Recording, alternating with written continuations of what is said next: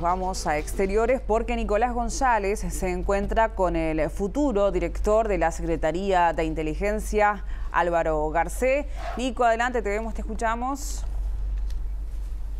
Gracias, Rosario. ¿Cómo les va? El saludo para todos. Exactamente, tú lo decías. Será el futuro director de la Secretaría de Inteligencia Estratégica del Estado, una secretaría que ya funciona actualmente, pero que viene con ciertas modificaciones, o por lo menos algunas otras pretensiones en la futura administración que estará asumiendo el próximo 1 de marzo. Le agradecemos al ex comisionado parlamentario Álvaro Garcé por recibirnos en su domicilio y precisamente hablar un poco más en detalle, Garcé, a propósito de lo que será su función a partir del próximo año. Esta secretaría incluye algunos ministerios. ¿Cómo se va a trabajar con ellos? Bueno, la secretaría funciona en la órbita de Presidencia de la República como un órgano desconcentrado para coordinar y articular toda la comunidad de inteligencia del Estado, teniendo presente que hay 4 ministerios que desarrollan esas tareas, que son Ministerio del Interior, Ministerio de Defensa, Economía y Finanzas y Cancillería, y todas las otras oficinas del Estado que, sin ser parte de alguno de estos 4 ministerios, también realizan tareas de inteligencia. La inteligencia básicamente consiste en la recopilación, es decir, la obtención, procesamiento, análisis y diseminación de información relativa a la seguridad interna o externa del Estado. Es una función muy delicada de confianza política directa del presidente de la República, con quien tendremos una interacción permanente. Aquí en este caso también se suman otras áreas, como por ejemplo el caso de la aduana y la DGI. Claro, bueno, el caso de aduana y DGI dentro de lo que es el Ministerio de Economía y Finanzas, pero por ejemplo el Banco Central tiene mucho que ver con el tema de lavado de dinero. Yo diría que en la cuestión penitenciaria el comisionado parlamentario para las cárceles, es decir, la AGESIC en materia de seguridad de la información.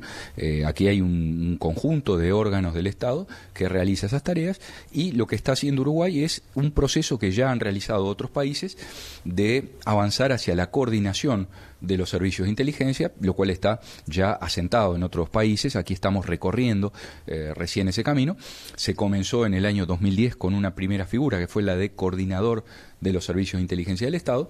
En 2018 los 4 partidos políticos con representación en el Parlamento votaron la ley de inteligencia, que es el marco jurídico, la 19696, y que establece no solo el funcionamiento de la Secretaría, sino en general todo lo que tiene que ver con la base jurídica de la inteligencia en Uruguay. En el funcionamiento puntualmente, ¿hay una especie de mandato o de recomendación a los ministerios a los cuales trabaja directamente? Inteligencia no resuelve, sino que provee la información al gobierno para la mejor toma de decisiones en asuntos estratégicos, claves. Esta es un contacto directo con el presidente de la República, y es el presidente el que eleva de alguna forma el mandato a los ministerios. Con el presidente, naturalmente, el director de inteligencia está en permanente contacto, de acuerdo a lo que es el diseño de la ley de inteligencia, pero la Secretaría de Inteligencia tiene la posibilidad de conectarse directamente con cada uno de los órganos del Estado. Es decir, que para hablar con los ministerios no es necesario pasar necesariamente por intermedio del presidente, sino que se puede hacer en forma directa. Desde luego que, tratándose de asuntos vitales, todo va a pasar por el conocimiento del presidente primero. Exacto. Garcé, hoy funciona ya esta secretaría. De hecho, Washington Martínez, el ex comandante en jefe de la Fuerza Armada, de la Fuerza Aérea, es quien está a cargo del mismo. ¿Usted ha tenido ya contacto con él en esta especie de transición que se está dando? Por supuesto, he tenido varios contactos con él, incluso tuve la oportunidad de ser recibido allí en Torre Ejecutiva, y destaco la amplitud y la generosidad con la cual se ha puesto a disposición el director, todo lo cual va a facilitar enormemente la transición. Hay algunos objetivos planteados para la próxima administración que tiene que ver, por ejemplo, en el aumento del personal que trabaja en esa área. ¿Qué está previsto directamente o puntualmente en el próximo presupuesto? En este momento la Secretaría está en un proceso de diseño hacia el futuro, porque es una oficina nueva, es decir, como tal empezó a partir de la Ley de Inteligencia 2018, con la designación del director en 2019 y la incorporación de todo el equipo. Lo que se trata ahora es de reglamentar la Ley de Inteligencia, y a partir de allí se tendrá un organigrama, un esquema general de lo que será el funcionamiento de la Secretaría. La idea del presidente electo es ir a un rediseño de toda la tarea de inteligencia para potenciarlo, fortalecerlo, desarrollarlo, articular mejor los esfuerzos.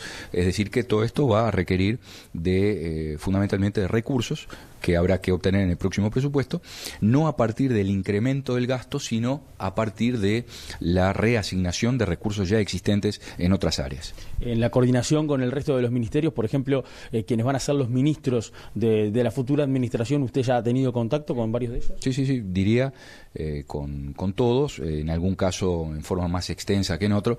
Naturalmente que con los futuros ministros de Defensa e Interior hemos tenido ya alguna conversación más en detalle, pero naturalmente que con la ministra de Economía y con el canciller también vamos a hablar mucho más en detalle en los próximos días. García, aprovecho para hacerle algunas inquietudes, consultas que se dan, por ejemplo, de lo que tiene el articulado de la ley de urgente consideración que se va a tratar en el Parlamento. Por ejemplo, en el caso de la ley de derribos, que se ha hablado mucho, que significa también, implica al Ministerio de Defensa y al Ministerio del Interior. ¿Qué va a pasar con esta ley? ¿Cuál es, por lo menos, lo que se maneja en la interna?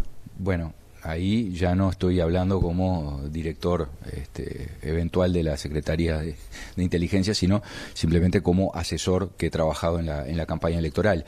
La idea ha sido en todo momento ampliar un artículo del Código Aeronáutico, el artículo 18, previendo la posibilidad de neutralización de aeronaves que estén en clara infracción y hagan caso omiso a las repetidas advertencias si están en vuelo irregular.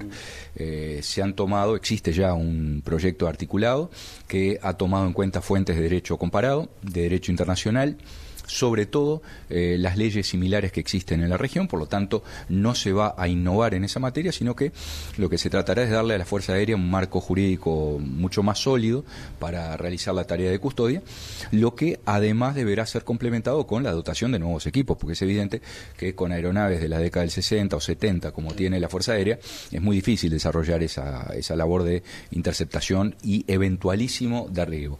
Aquí lo que hay que tener en cuenta es que se trata de una normativa prevento disuasiva y muy excepcionalmente represiva, es decir que la posibilidad de llegar a un derribo es casi una hipótesis de laboratorio, pero para los que trabajan en forma irregular no es lo mismo volar en un país donde no existe ley de derribos que hacerlo donde sí existe, donde además se comunica la voluntad de custodiar los cielos y donde existen los interceptores para neutralizarlos. Perfecto, o sea que primero se va a buscar fortalecer a la Fuerza Aérea de mejores maquinaria, de mejores aeronaves, y después sí buscar que esto se apruebe. Yo creo que hay que hacer las cosas en paralelo, ¿no? Probablemente el marco jurídico llegue antes, porque si se hace por la ley de urgencia serán 90 días a partir del momento que el Poder Ejecutivo lo mande al Parlamento. Y la renovación de equipos es un proceso que lleva por lo menos un par de años, pero llegará seguramente. Gracias, García, por estos minutos. Con mucho gusto. Ustedes, compañeros, allí en estudios para continuar con esta edición central. Gracias a García, gracias Nicolás, hasta luego.